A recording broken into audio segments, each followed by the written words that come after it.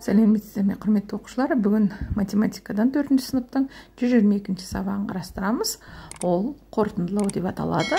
Каналға тіркелуді, лайк басуды, комментарий жазуды ұмытпаңдар. Бірінші тапсырма бойынша Қазақстанның қызыл кітабына қанша жануар енгізілгені туралы мәліметтерге қара. Пайыздарды бөлшек түрінде жаз дейді. Сүтқоректілер, құстар және балықтар беріліпті. Сүтқоректілер 22%, құстар 8%, балықтар 15% екен. Түрлердің жалпы саны: сүтқоректілер 180, құстар 500, балықтар 104 дейді. Ал қорғауға алынғандары: сүтқоректілерде 40, құстарда 43, балықтар 16. Енді осы бойынша тапсырманы орындайтын болсақ, 22%-ды біз 100-ден 22 деп көрсете аламыз. 8% 100-ден 8 болады. 15%-ды 100-ден 15 деп жаза аламыз. Ал теңсіздіктер құрып салыстыратын болсақ, 100-ден 22 ол 100-ден 15-тен үлкен. 100-ден 8 100-ден 22-ден кіші. 100-ден 15 100-ден 8-ден артық. Міне осындай жаңаға берілген сандар бойынша 3 теңсіздік құрастыруға болады екен. Келесі тапсырмада с-ді кесіндісі а-вы кесіндісінің қандай бөлігін құрайды дейді асында. Әсінде а-вы кесіндісі с-ді кесіндісінің қандай бөлігін құрайды дейді. Енді бұны шығаратын болсақ, біріншісінде 7-ден 4 бөлік болса, екіншісінде 10-нан 7 бөлік болады екен. Оны табу үшін біз жаңағы беріліп тұрған бөліктерді санаймыз. Біріншісінде а-выда 7 бөлік, с-да 4 бөлік. Сондықтан 7-ден 4 болады. Келесіде екіншісінде а-вы 7 бөлік, с-да 10 бөлік. Сондықтан 10-нан 7 болды. Үшінші есепте екі есеп берілген екен. Біріншісінде екі пойыз бір-біріне қарама-қарсы жолға шықты. Біреуі барлық жүретін жолдың 5-тен 2 бөлігін, ал екіншісі 100 км жүріп өтті. Егер екі пойыздың ара қашықтығы 250 км болса, кездескенге дейін қанша километр жол жүруі тиіс дейді. Әсінде мен 5-тен 2 бөлігі 20-ға тең бір сан ойладым. Мен қандай сан ойладым дейді.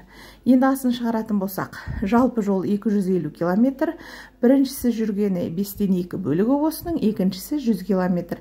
Енді қалғанын табады екенбіз. Ол үшін ең алдыменен біріншілікін тауып аламыз, яғни 250-ді 5-ге бөліп, 2-ге көбейтіп 100 км жүргенін табамыз. Екіншісі де 100 км жүріпті, олай болса 200 км жүрілді.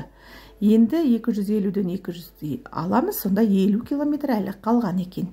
Енді біз ойлаған санымызды 20-ны 5-ге көбейтіп 2-ге бөлетін болсақ, онда 50 деген санды ойлағанымыз шығады. Төртінші есепте еліміздегі қорықтарға саяхат жасауға студенттер мен оқушылар тобы қатысты. Барлығы 36 топ болды. Студенттер тобы саяхатшылардың жалпы санының 9-дан 2 бөлігін құрайды. Саяхатқа неше оқушылар тобы қатысты дейді. Енді бұндай мәтінді есептерді шығару үшін ең алдыменен біз не берілді, не берілген жоқ, не белгісіз, соны міндетті түрде берілгенін жазып аламыз. Яғни барлық 36 топ, студенттер оның 9-дан 2 бөлігі болса, оқушыларды сұрап тұр екен.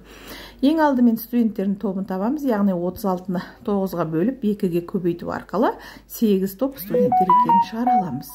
Сосын кейін осы 36-дан 8-ді алып тастасақ, 28 топ қалады екен. Яғни біздің іздеп отырған оқушылар тобымыз 28 топ болып шықты. Бесінші есепті қарастырсақ, мындай есеп берілген екен.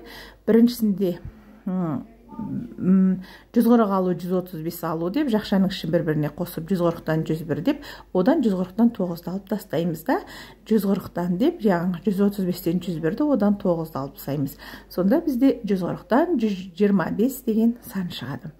Екіншісінде бірінші тұрған екі қосылғышты қосып алып 300-ден 157 деп жазып, одан жақшаның ішін 300-ден 13 деп алып, 300-ден 144 екенін табамыз.